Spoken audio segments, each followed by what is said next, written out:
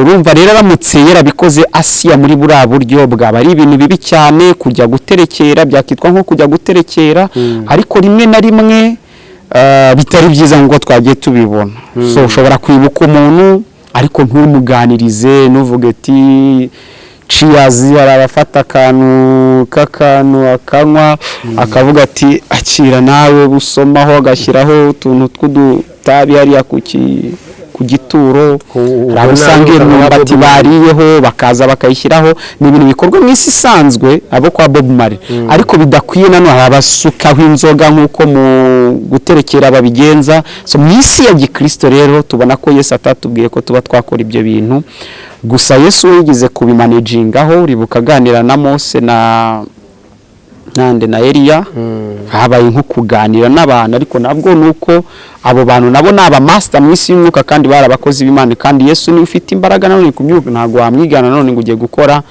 ibyo bintu ubona ko icyo kintu sinzi nimba uri kucyumva yaganiriye nabo ndimo ndacyumva yaganiriye nabo tubona mu gihe cyo kuzuka mu gitondo cy'umuzuka ikomeye cyane kuba none ashobora kuganira nawe kavuga ati dore projet imeze gutya na gutya tubigenze duteze kunsura mu nzozi tuze kubiganiraho nimugoroba biba ari ikindi kibazo yaba aryamye akabona ishati bakambwira ati ifite bike reka tunoze ibintu tubishyire ku murongo ese ubwo yamusura cyangwa yanarara arumva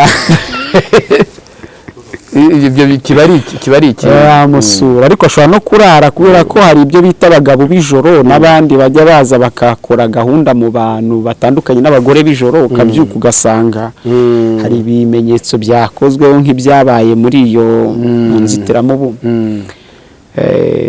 icyaba ikibazo gikomeye cyane rero nuko habaho yuko yaganira nawe yavuga ate wakamusubiza ariko nimba ari biriya ndatangiye mu isi ebyiri nakubwira isi y'amarangamutima akaba n'isi y'umwuka bikorerwa mu isi y'umwuka cyaba ari ikibazo gikomeye cyane kuko nibyo bita necromancy byarinda abantu bajya kuvugisha abapfuye bashobora kuza kubira mu bare w'19 bare gutegeka kwa 18 Imana yagendaga ibuza abantu ibyo bintu ivuga ko atari byiza ikagenda ibibuza abantu Yesu nawe ageze igihe kimwe aravuga ngo mureke abapfu bagire bate bahambe abapfu babo yagiye abivuga mu biri yabo umwuka wabo twizera ko iyo bizeye Imana ujya ku Mana rero ibi bintu rero birimo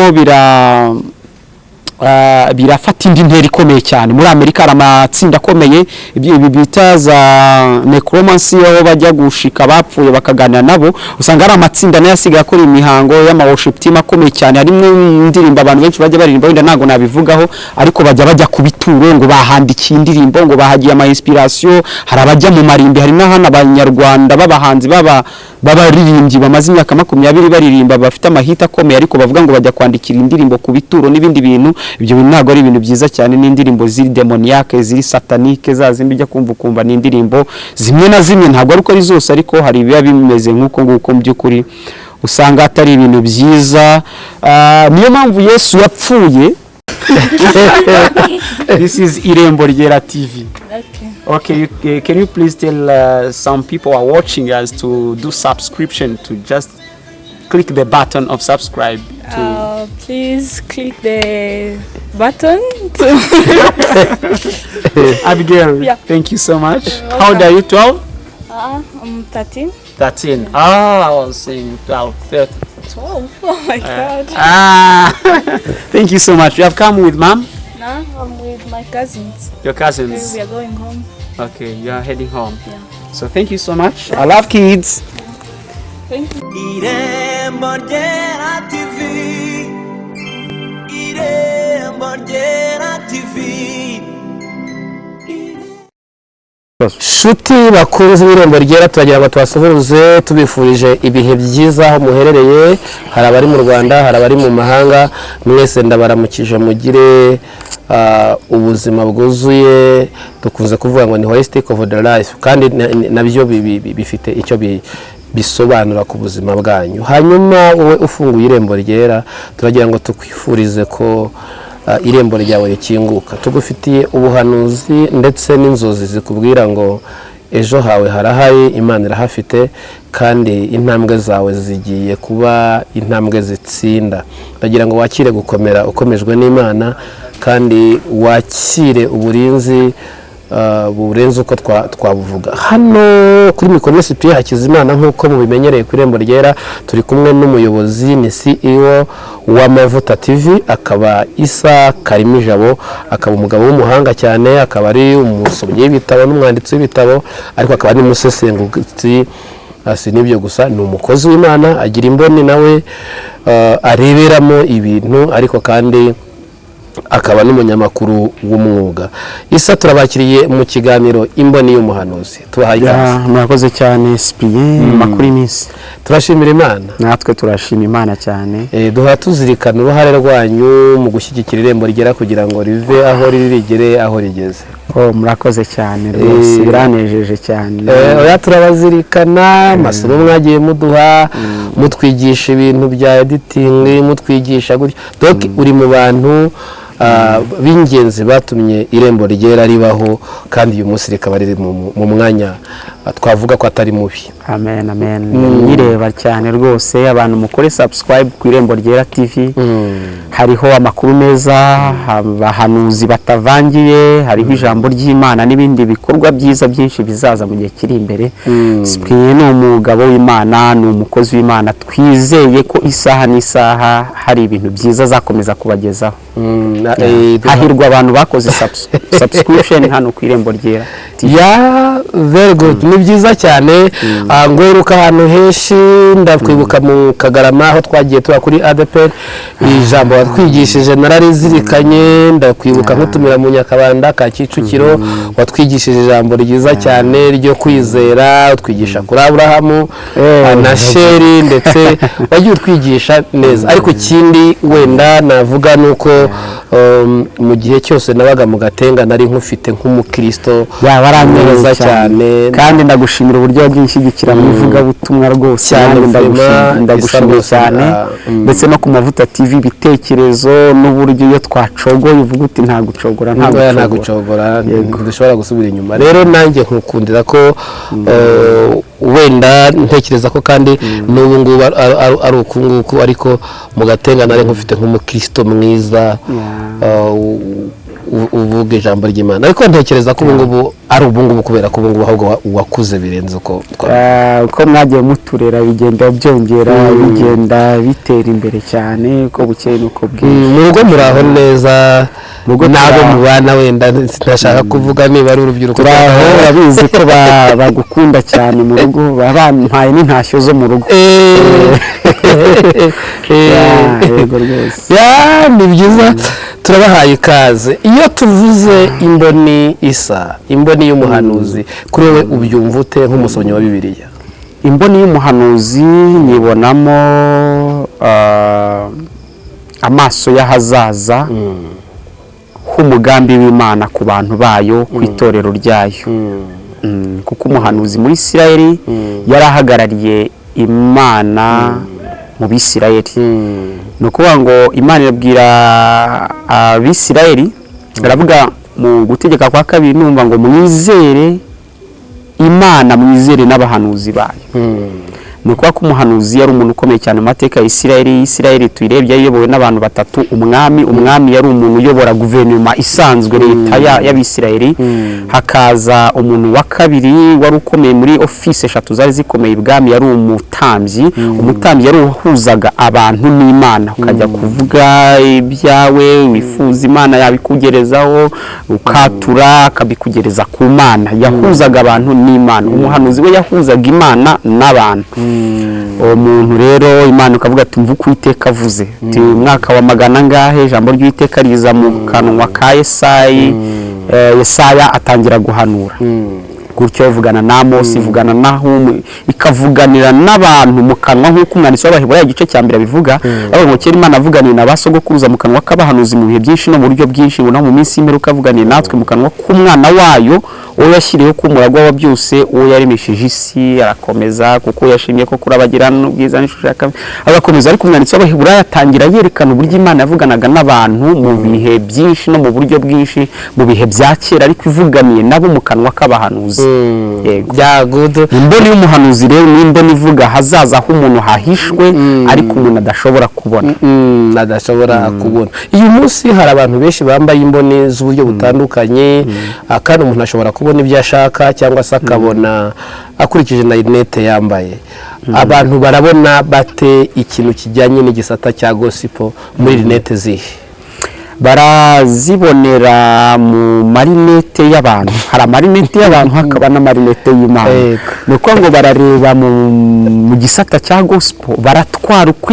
ibintu barabibona uko bo bashaka ko bigenda none Imana ntibareba uko Imana yishaka ko bigenda bo bareba nk'abantu nk'uko Imana yabwiye Samweli kandi ntago Samweli yari umuntu muto mu mwuka ariko iramubwira ati warebye mu bahungu ba Isayi wakomeje n'ibyo kwitegereza kandi Samweli yari mu mwuka hararya abantu bumva ko yari mu mubiri yari mu mwuka ariko atari mu mwuka ushyitse kuko ntago waba warimitse Sawuli ngo uri umuntu uhuzagurika nuko ibyo ari byose nimubwiye ngo fata ihembe uryuzuza amavuta ugende mwa Isayi ujye ku wundi buze kubwira yagiye areba ariko akagerageza nawe kurebera mu mboni ariko yitwaje Imana ariko akarebera nk'umuntu icyo gihe Imana yamubwira ati hari undi mwana uri aho hepfo uhuzagurika aho umuntu muri aho ngaho uragiye azasanga ni Dawidi bigenda kwa kundi hanyuma abantu bo muri iyi minsi ya none nabo bararebera mu maso ya Samweli ubwo n'ubundi abo nabari mu gisata cyacu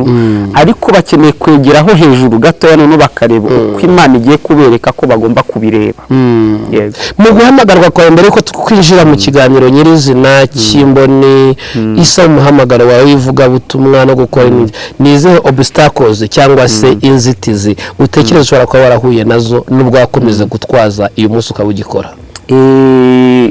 obstacle ya mbere nahuye nayo cyangwa se imbogamizi inzitizi mu muhamagaro ni ukutamenya ko uwo muhamagaro nkurimo narahuzaguritse cyane nkahuzagurika ariko ndabizi ko hari igihe bizagera aho bigatungana bikajya ku murongo neza cyane ndabyizeye cyane byari umusore mperuka mu gihe cy'Imana gikwiriye ariko umuhamagaro navuga urwego nifuza kuwukoraho ntabwo biragera kuri icyo kigero Imana yagiye nyereka mu nzozi mu mayerekwa mu bindi bintu bikomeye hari ibintu wagiye ubona hari ibyo nagiye mbona ntarageraho akabaho kurindira ni ikintu cya mbere gikomeye impano yo kwihangana yo gutuza ugategereza ni ikintu gikomeye Cyprien reka nkwereke urugero urana amadini agiye atandukanye reka twita amadini habaho inzego zigera muri enye iyo umuntu abwirijwe araza mu itorero habaye igiterane cyo kurwanya ibiyobyabwenge yisayangwaga ibiyobyabwenge haje umuvuga butumwa evangeliste Cyprien arabwirije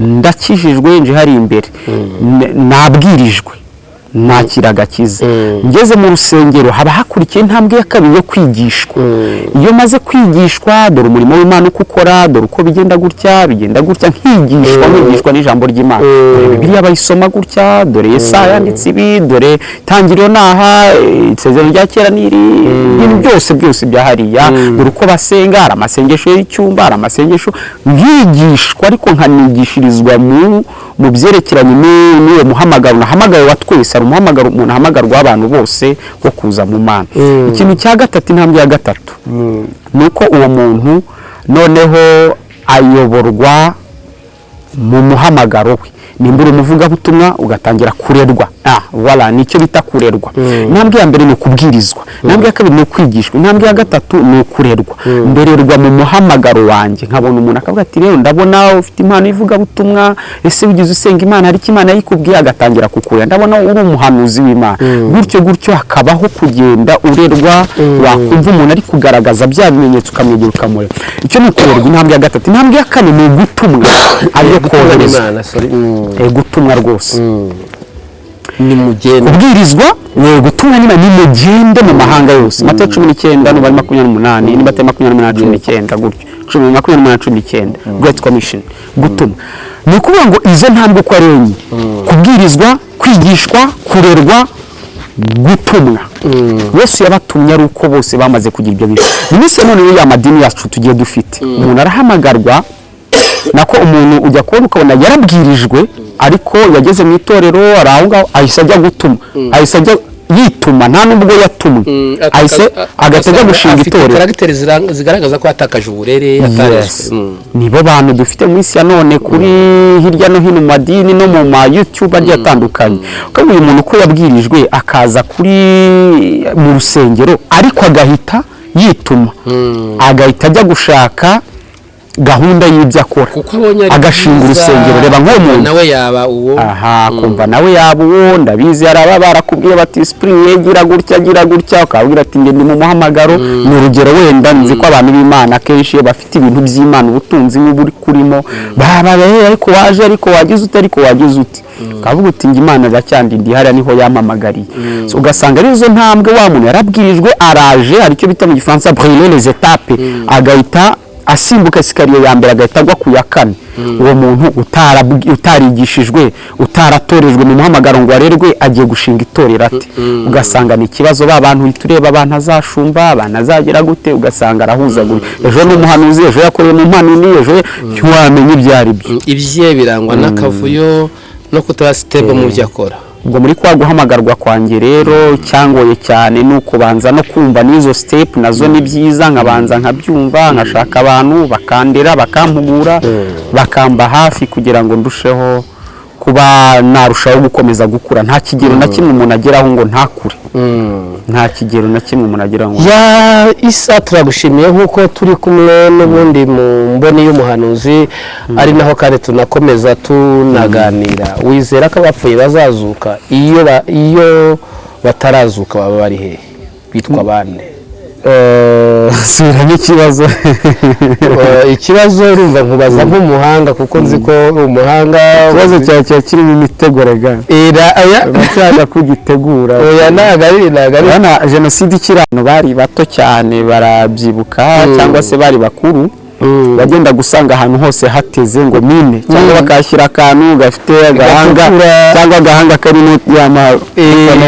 cyangwa akantu gatukura hari n'amapiriste rutukura bate rwose ibyo bintu byo gucokoza icyumuro ibintu kumva umuntu ari guhinga sinzi agapiriste kacagaho kaba gatarari atarashogotora icyo kintu ntubona ko cyanaguhita arajorogotora ariko ngo ni kiradiyo yatoraguye n'ibya kera ntibari bupfe kubireba ukagira ngo irasenya ikanamugaza so ubwo rero hari igihe yanaba hatigatezemo utuntu arasana ya munyarwanda garuka mu Rwanda wiyizire ati wacu mu Rwanda ni amahoro kandi ihesi uzakomeza kwihisha iyo ujye ugarukire haya. Tugaruke muri neba yacu nari mvuze ntiwizera ko abapfuye bazazuka ariko nanjye menyeho urahuzeho kabisa ntabwo uruwejo nari mvuze nti wizera ko abapfuye bazazuka ese iyo batari bazuka bari he ese bitwa bande iyo bapfuye icyo gihe? Iyo bapfuye umuntu avuye muri iyi si biravuga ngo imirimo ye n'imigambi ye byose biba bihenze mugabo nk'abarundi biba bishize biba bihenze. Ni ukuvuga ngo abagiye ahacecekerwaho mu isi y'abafite umubiri n'amaraso n'inyama agiye ahandi hantu noneho hagiye kugaragaza we wanyawe kuko umuntu ni umwuka kuruta uko ari umubiri n'inyama n'amaraso. Abantu bamurebera mu mubiri n'amaraso ariko umuntu ni umwuka nk'uko Imana ivuga mu itangira igice cya 26 abantu benshi bahinterpreta mu buryo butandukanye ariko Imana yaravuze ngo turemo umuntu mu ishusho yacu ase natwe batwara amafi yo mu nyanja n'ibikuruka ku butaka n'ibiguruka mu kirere. Icyo yari irimo iravuga ni iki? Imana Elohim yarimo ivuga yuko umuntu agomba gusa nayo yarimo ivuga ko umuntu agomba gusa nayo. Abana meze neza ça va comment ça va tu t'appelles comment tu t'appelles? You don't speak French. You speak English. Okay, what's your name? Abigail. Okay, I know Abigail in Bible. You know Abigail in the Bible? You know? Come on. I want to tell you something. You know Abigail? The Bible, I know her. Yeah, you know her. What did Abigail do in the Bible? She was a wise woman. She helped her husband. She was A wise woman. approach. Just come near, close to me. Okay. She was a wise woman. She helped her husband. To do what? He was almost getting killed, so she Okay. saved her husband. Okay, thank you so much. Can you please greet some of people who are watching us? Yeah, Say hi to the audience. Hi. This is Irembo Ryera TV. Okay. Okay, can you please tell some people who are watching us to do subscription, to just click the button of subscribe. Please click the button. Abigail, Yeah. thank you so much. How old are you? 12? I'm 13. 13. I was saying 12. 13. 12. Oh my God. Thank you so much. You have come with mom? Now I'm with my cousins. Your cousins? We are going home. Okay, you are heading home. Yeah. So thank you so much. I love kids. Thank you. Thank you. Okay, yeah, twarimo tuvuga ku byerekeye n'iki. Bana bamvugisha icyongereza kandi igifaransa nicyo nari maze iminsi ndimo ndakoresha cyane. ubusanzwe uri umubirigi utwibereyemo. Mbagenda nkoresha ibintu by'ababirigi cyane. Abandi kumenya ko twahinduye systeme. urumva mba nyiri muri za systeme za kera mujye mu nsengera nanjye rwose wanze kuva Kabaganza indirimbo yaririmbye bavuga ngo turashima Imana yadukuye muri izo systeme, niko Kabaganza avuga. Indirimbo yitaba mama nkunda cyane Kabaganza, bundi yitwa Kabaganza kuko ise yamubyaye mu bahungu ngira ngo ni 8 azaru mu bahungu 8 batari barindwi abitwa ba Mucyura buhoro abitwa bande ba James bande aravuga ngo akagakobwa Kabaganza impamvu mbuze twarabaye muri za 95 na kangaye gutyo bakiva hakurya iriya za Minembwe ni Kongo. Kabaganza n'Iminembwe w'Iminembwe Kabaganza Kabaganza no hariya muri twarimo tuvuga nyine ku iyo umuntu yapfuye ajyahe mu by'ukuri. Urumva akenshi umuntu apfuye nuko kuntu umuntu aremye, umuntu ni wa muntu utagaragara nk'uko Imana iri niko umuntu nawe ari. Ni ukuvuga ko uko umuntu ari aremye mu ishusho y'Imana apana mu ishusho y'uko abantu bamubona. Umuntu babona umuntu agenda ari inyama n'amaraso n'amaboko nk'aya ngaya mfite, ariko umuntu birenze uyu nguyu. Niyo mpamvu Umunyarwanda yavuze ngo umuntu ni mugani kuko umuntu ari uriya mwuka umuntu atabasha kubona. Mu kiganiro wakoze kibanza numvishe Steven avuga ngo yaravuze ngo ariko ngo abantu bamenya gute umuntu ngo kandi nawe akikoraho ubushakashatsi ngo yimenye. Urumva umuntu ni mugari nawe muri we hari ibyumba batarabasha gusesengura no kumenya nk'uko Imana ivuga mu itangiriro 1:26 igice cya 1:26 ivuga ngo turimo umuntu mu ishusho yacu se natwe batware. Suko Imana ifite amatwi nka yacu cyangwa amaso nka yacu, nibyira bifite n'amaboko y'Imana ni magari ndetse n'amaguru byose irabifite. Ariko icyo yarivuze cyari iki? Icyo yarivuze cyari uko igiye kurema umuntu wa wundi uri invisible utagaragara nta kibazo wacaho. Okay. So urumva imaze kurema umuntu muri ubwo buryo, uyu muntu utagaragara nuko nguko ari.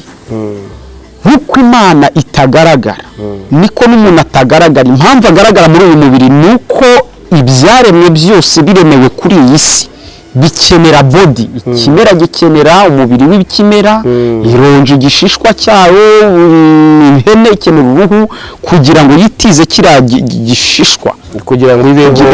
Iki giposhete gikora kuri iyi si, kigendagendera kuri iyi si. Inka zino nyama zayo tubaga, ariko buriya roho y'inka ntuyibona, roho y'icyo cyaremwe ntigaragara. Hanyuma rero urumva urebeye umuntu nk'umuntu wamureba ari uyu nguyu uri kuvuga ugenda, ariko Imana mu buryo bw'ubumana ireba umuntu nk'uyu nguyu. Niyo mpamvu iyo umuntu apfuye biravuga ngo umwuka ajya hehereye niho tugiye. Biravuga ngo uyu mubiri usubira mu butaka, wavuye mu butaka, ariko umwuka ugasubira ku Mana cyangwa se ujya ahandi hantu hategerejwe kuzacirwaho iteka. nimba ari umwuka Imana izacira imanza imyuka yacu, nimba ari umuntu wakiriye gukiranuka kw'Imana, nimba ari umuntu wakiraniwe mu buzima busanzwe. Icyo gihe rero hakabaho yuko iyo umuntu apfuye, tubirebye muri Luka igice cya 16 tureba Nyamutunzi amaze gupfa, wa mugabo w'umubosi, tureba na Lazaro amaze gupfa. Igihe Lazaro yari amaze gupfa, Bibiliya avuga ngo nuko bukeye Lazaro arapfa, ngo ajya ku gituza cya Abrahamu. Yapfuye afite kwizera kwa Abrahamu, yapfuye afite kwizera, hanyuma ariko wa mukire we apfa ari umuntu utari ufite kwizera. Biza kurangira nta kibazo, brothers, you can just pass by here. Okay, biza kurangira gutyo. Nuko nguko umuntu apfuye rero hari ahantu ajya. Iyo yizera Imana ajya mu gituza cya Abrahamu, hakabaho gutegereza. Yakizera izindi mbaraga no akakira no gukiranirwa, hari ahandi aca. Yesu yabivuze, ubundi bisubizo byinshi muri Bibiliya by'ibyo twibaza Yesu yagiye abivugaho, tagiye tunareba n'ibindi bigiye bitandukanye. Hanyuma rero biri tubwira yuko urupfu, iyo turebye neza tubona urupfu atari irembo. Urupfu si irembo rijyana abantu nk'uko abantu bakunda kubivuga. Kubiri yavuga ngo nuko abazaba barapfuye cyangwa barasinziriye ngo bazahera ko bazamuke, niko Paulo avuga nimba atari Petero, ngo nuko natwe bazaba bakiriho tuzahera ko tumusanganiye, ni rapture, kugaruka kwa Kristo, icyo bita enlèvement de l'église. Tuzazamuka tumusanganiye. Ni ukuvuga ko rero abantu benshi guca mu rupfu hari igihe bacamo bakazabona Kristo, ariko n'igihe Kristo ashobora kuza uyu munsi, si byasaba ko dupfa ngo twongere tuzuka, ahubwo ari kumusanganira imibiri yacu. Niba ari n'irembo ntabwo ari irya bose, nta nubwo ntabwo ari irya bose. Ntabwo ari irya bose. Wacaho sister? Nta kibazo, nimugire ikibazo mwaceho. Yego. Yeah, good. Iyo umuntu ari kunturuka inyuma mpita numva hari akantu wibagirwa, niko nyine tubasanze muri kwinywera agakawa, niyo mpamvu twari hanga hari famiye, hari umuryango, twarimo tuganira n'abantu tumaze igihe kinini tutabonana. Yego, naho ngaho umuntu ajya yapfuye. So rero hari ibyo turimo twibaza, na ntekereza ko ushobora kwibaza nk'umusesenguzi cyane.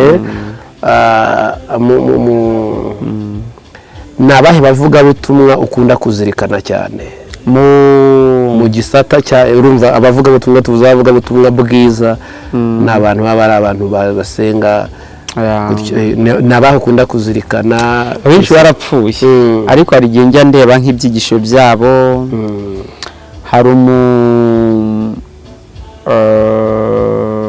Hari umugabo witwa Prince Derek. Prince Derek ni umusaza wa kera wo muri za 60. Yaragiye, ariko ni umusaza nakundaga gukurikira. Hari abandi nkunda kureba nk'uwitwa Andrew Womack, bigisha ishusho y'umuntu, ishusho y'Imana. Hari agatabo ko muri ADPR najyaga nkunda gusoma kitwa Mutima w'umuntu.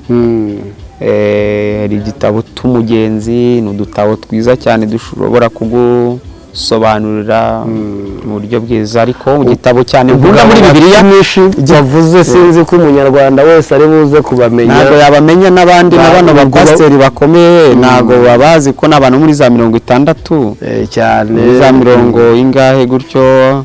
N'abadamu bitwa ba Catherine Kuhlman, n'abadamu ba kera bari b'abapantekote, bari nkuba kabisa, bo bagiye bazana umubyutse muri za Amerika, bagiye bazana pantekote, movement y'abapantekotiste cyane. Narindi n'uvuga mu Rwanda abo turubuze kuba tuziranye nk'abumvuga ururimi, wabuzi babaye kubu butaka kandi bagakora ibikorwa by'indashyikirwa, bahari cyangwa batagihari mu Rwanda. Mu Rwanda hari umusaza wabaga muri ADPR. Uyu musaza naramukundaga cyane, ahantu yabaga yigisha, yavugaga Kristo, nkumva ndi gukorwaho cyane.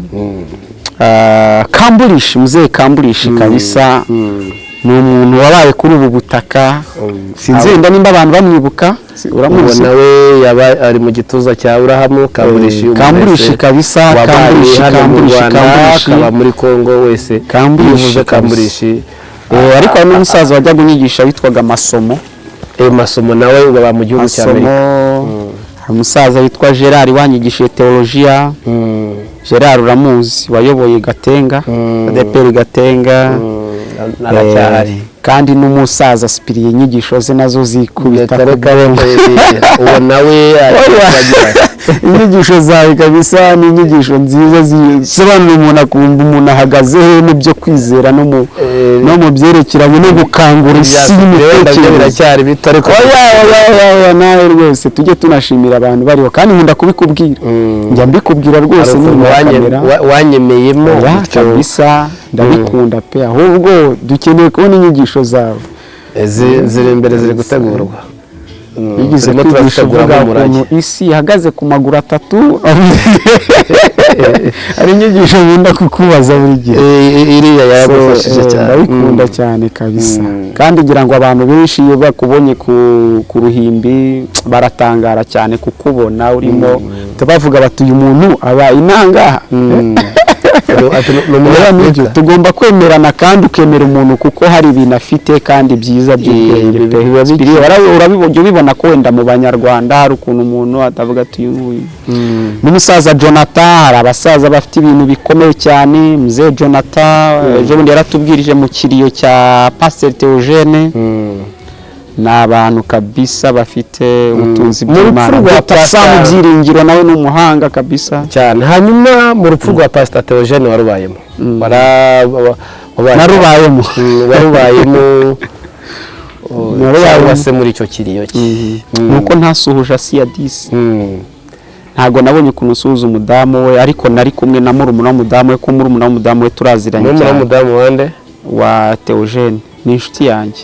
Ni inshuti ya umudamu cyangwa murumuna we? Murumuna w'umudamu wa THEOGEN nawe ni umudamu, akaba ari umudamu w'umugabo bita Mwene Gihome. Papa Music, famille yabo ni abantu nkunda cyane. Mama Music hari inama imwe yigeze kungira iramfasha cyane y'ibyerekeranye n'iterambere. Hari ahantu nagombaga fata amafaranga nkayakoresha mu bintu runaka, arambwira ati amafaranga rero uyakoresheje muri ibi bintu ndabikunda cyane. Yarambwiye ati hari ahantu gutya bimeze ukuntu ubaye uretse hari ukuntu bizagenda, nubwo wenda iyo deal tutayikoze ariko ari deal nziza. Yarangiriye inama ikomeye cyane. Nza no ku kiriyo naramusuje turaganira cyane, ndamwibutsa nanyumvisha indirimbo yari yakoranye na Plaisir. Arambwira ati indirimbo ntabwo irasohoka ariko yumve.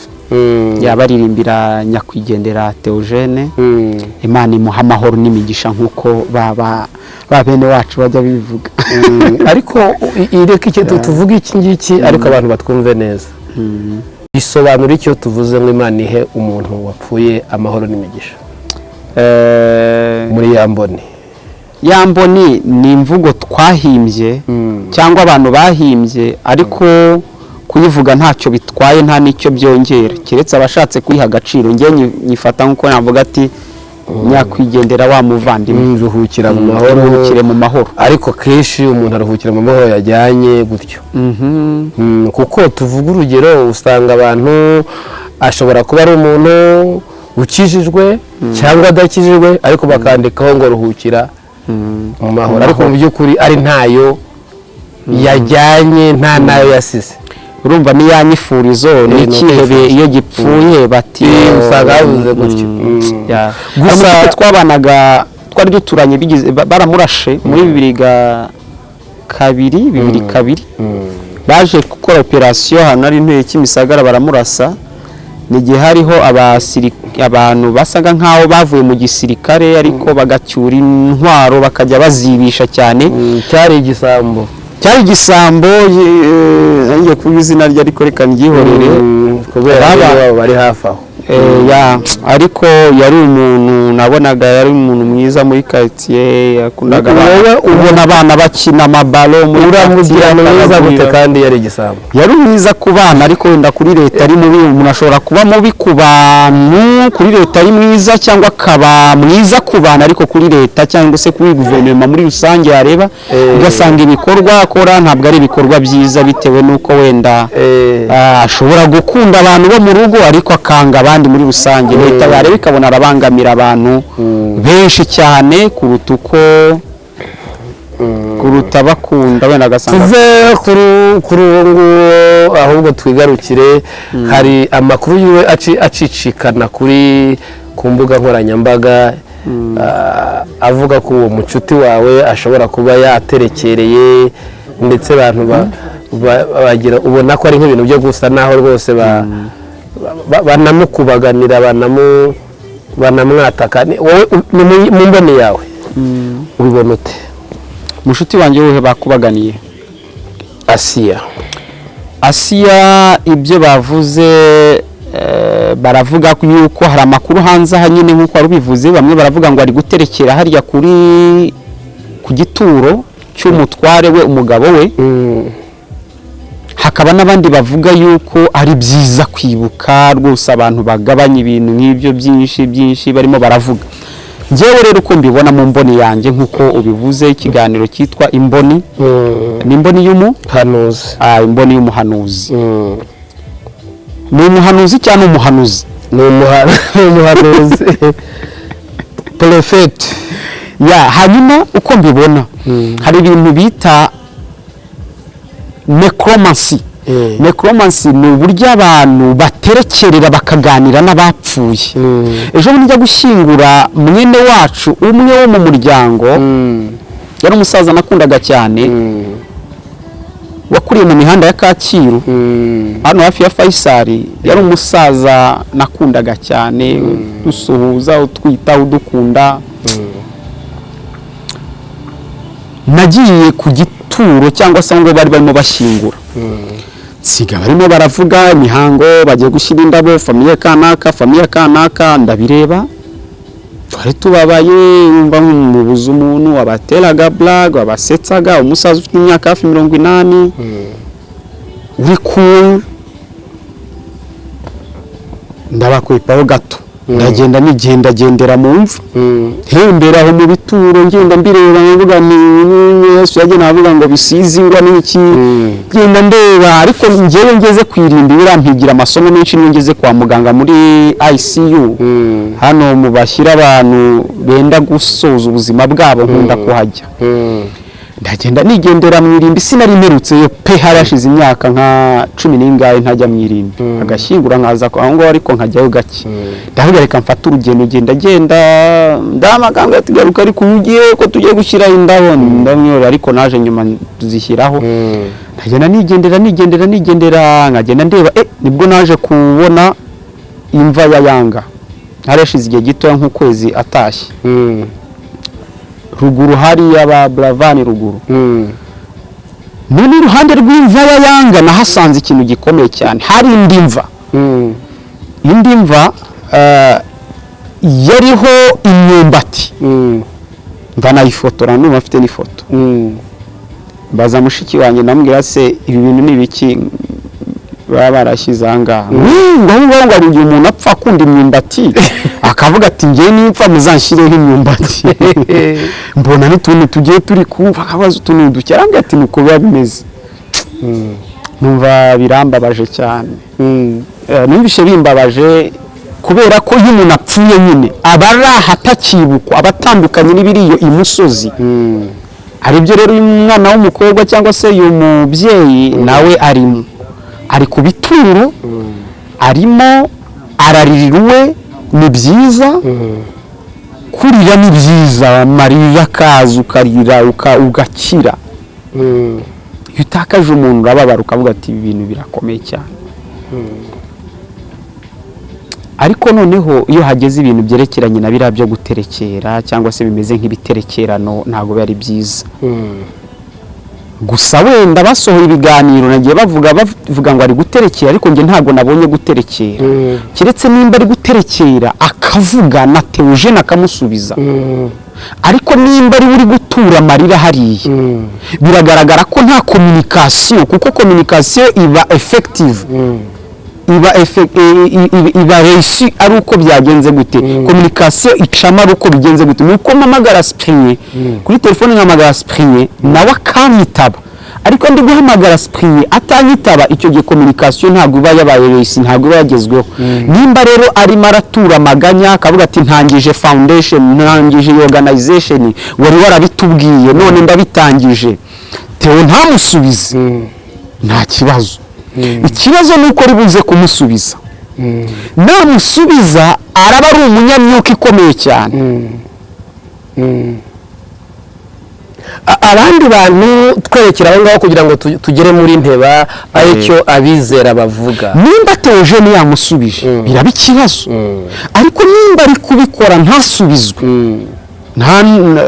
nta mbaraga z'umwuka nazo zihari reka tuvuge kuri iki kintu tumere nk'abavuga uko Bibiliya yizera uko Bibiliya tuyizera iyo ugiye ku gituro ugahamagara uwapfuye ubuzi ko akumva twe ntitujya tubatiza abana bari hasi n'urugero dukurikije aho twizeraga tukavuga tuti abana kubagira hari ibyo batazi iyo ugiye ku gituro kurira utekereza ko akumva ese kumumurikira umushyiriye poroje aho yaguye bifite ikihe gisobanuro nicyo abakristo bamwe n'abandi bizera basa naho bibajije bakavuga ati se iyo ajya mu cyumba cy'amasengesho agahamagara Imana yabanye n'umugabo ikazabana nawe mu gikorwa nimba ari kubikoreshwa kuko hari ibirere bibiri abakristo bakunda kwitiranya n'abantu basenga cyane gusa ni ibirere bibiri hari ikirere cy'amarangamutima hakaba n'ikirere cy'umwuka nimba ari mu kirere cy'amarangamutima nta kibazo ariko nimba ari mu kirere cy'umwuka byizera kuko kwaje kurushinga iyo projet dore umushinga abisengera yabigize seriyeze ari seriyeze ni ikibazo kuri njye bigendanye na Bibiliya abaze gusoma Abalewi 19 baze gusoma gutegeka kwa 2:18 ibice 18 n'ibitabo byinshi bashobora gusanga mu icyo kintu Imana yagiye kibuza abantu babyita necromancy hari abantu bajya kuvugana n'imyuka y'abapfuye ariko bajya kuvugana n'imyuka y'abapfuye ikabasubiza bakaba bagira ibyo bakora ariko icyo gihe ntabwo ari bo babasubije ahubwo n'abadayimoni ko abadayimoni bimitatinga bakamimikinga bakamayininga bakigana abo bantu baba barapfuye bakaza no mu ishusho yabo akaba yakubonekera akakubwira ati mwana wanjye dore kwa kana kabaranyanga dore nabangaba hunga igihugu gira ibi bintu ukora ibi bintu gira gutya akaguta tugeze uko niko rero twarimo tugenda tuganira muri iki kiganiro cyacu imboni y'umuhanuzi aho abantu benshi nyine bari bavuga bati kuba umudamu yari kugenda agashyiraho indabyo nta kintu byari bitwaye ariko noneho yajya kumurika proje agashaka sare yo kujyanamo proje akavuga ati twari dufite proje tuvuye gushyira indabo dutya hanaha nicyo kintu abantu cyatumye bagira dute nkawe mu mboni yawe ubibona ute nk'umunyamakuru ikibazo cyaba ari ukuganira na Theo kuko yaba ari umwuka we uri ku rwego rurenze cyane ageze ku rwego ashobora kuganira na Theo sinzi ko bikunda guhira abantu bake ni ibintu bisaba experience mu mwuka ikomeye cyane kuba none ashobora kuganira nawe kavuga ati dore projet imeze gutya na gutya tubigenze dute uze kunsura mu nzozi tuze kubiganiraho nimugoroba biba ari ikindi kibazo yaba aryamye akabona ishati bakambwira ati mfite bike reka tunoze ibintu tubishyire ku murongo ese ubwo yamusura cyangwa yanarara arumva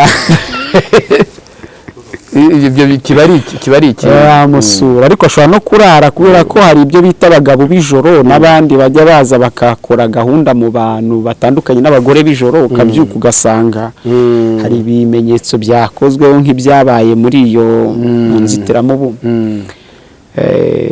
icyaba ikibazo gikomeye cyane rero nuko habaho yuko yaganira nawe yavuga ate wakamusubiza ariko nimba ari biriya ndatangiye mu isi ebyiri nakubwira isi y'amarangamutima akaba n'isi y'umwuka bikorerwa mu isi y'umwuka cyaba ari ikibazo gikomeye cyane kuko nibyo bita necromancy bya bindi abantu bajya kuvugisha abapfuye bashobora kuza kurira mu bare w'19 bare gutegeka kwa ibice 18 Imana agendaga ibuza abantu ibyo bintu ivuga ko atari byiza bikagenda ibibuza abantu.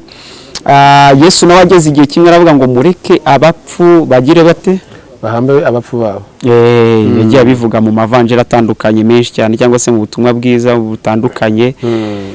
Urumva rero ko muri mu mpera y'isi cyangwa se mu bihe bya nyuma by'isi irimo irageramo ni igihe icyo kintu cya necromancy kigeze ku rwego rukomeye cyane aho abantu bajya kuganira n'imyuka ariko n'abantu nabo baba master mu isi y'umwuka cyane bakomeye ubwo baba ari imyuka n'ubundi bajya kuganira n'indi myuka ariko ibintu Bibiliya ibuza cyane ku rwego rwo hejuru kuko ibuza ibyo byerekeranye no kuganira n'abapfuye.